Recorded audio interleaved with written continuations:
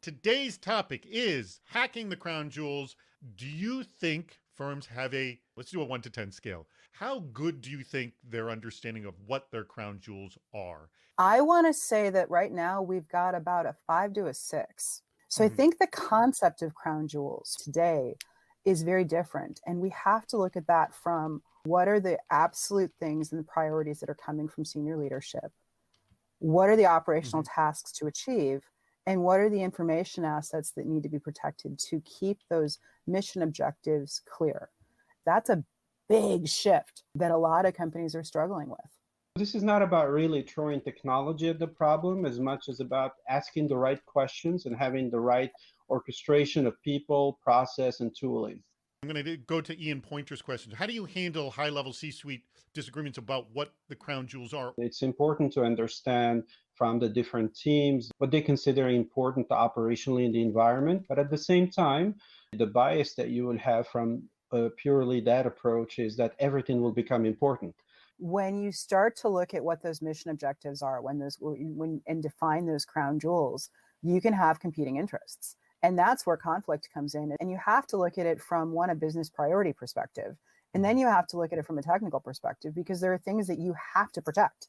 If your crown jewels are ransomware, what are some leading practices, strategic and tactical, to make sure they don't end up on the dark web? From Soyesh. This is where we need to deploy more broadly zero trust architectures. We need to work on segmenting the environment, making sure that no losses leading to catastrophic outcomes. So it's about minimizing the damage as opposed to eliminating the probability that something bad could happen. Welcome to the Department of Yes, where no request is ever rejected. Don't tell your CISO what your crown jewels are until they earn your trust.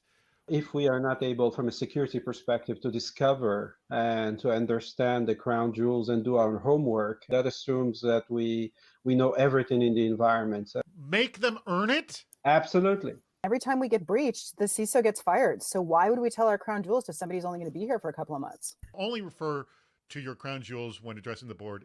And I'm guessing you would do my precious like that. Well, when we're discussing my precious, we have to realize that it is the big focal point of everything we do for the company. So we have to protect precious because without precious, we're never going to go anywhere. Don't label or categorize anything. When it shows up on the dark web, you'll know what others have identified as your crown jewels. Or classify everything as crown jewels so the adversaries have to spend a lot of time and resource to identify what exactly are your crown jewels.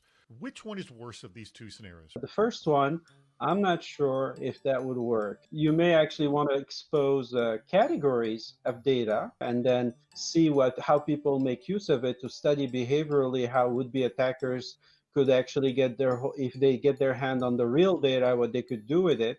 That's not a bad idea in itself, but not real data. I disagree. So I think if you classify everything as your crown jewels, it could be really, really bad because then everybody thinks everything is really, really important and they're going to try and steal every single thing. Where if you don't classify anything, then nobody, even your internal employees, have any idea what really is important. This is a good question. It comes again from Chase Pettit. Have you ever dealt with a violation of your data classification policy that actually put your jewels at risk while also adhering to blameless learning culture so folks don't just try to hide it better next time? We see it all the time. It's incredibly important to have that visibility and to not, to your point, condemn when you see wrong, but to start leveraging tools to automate that process so that you get alerted when something looks off. Super good question that just came in from Jacob Kolisny. And what's harder, identifying the crown jewels or actually protecting them? Identifying. The biggest issue when we have a data breach is that we have a blind spot. We have a surprise. We have something that we did not know about in the environment or a configuration change. And that's where we actually get the breach. And we all know how to protect things. None of us know 100% what we have. And that's been the dirty secret of the CISO community forever. I mean, when you think about IoT, shadow IT, hybrid environments, public, private, you name it, we honest to God don't know what we have all the time. This is a good one from Roman Schachter. What are the biggest challenges around API visibility and security, and how are you addressing these challenges? There's an issue of governance around the APIs. I mean, whether or not you have authorized them, validated them properly. So there is actually just maintaining the inventory of the APIs is already a step in the right direction. You have to be constantly evaluating the business of what those rules are. The moment you understand what they are, then you can protect them. We cannot rely on the static nature that we have in the past of policies, of being able to set rules and seams and forget about them. That set it and forget it mentality is gone. And then the other thing is, being diligent about visibility, from not only a relational standpoint, but a data protection and classification standpoint. You got to know where your stuff is.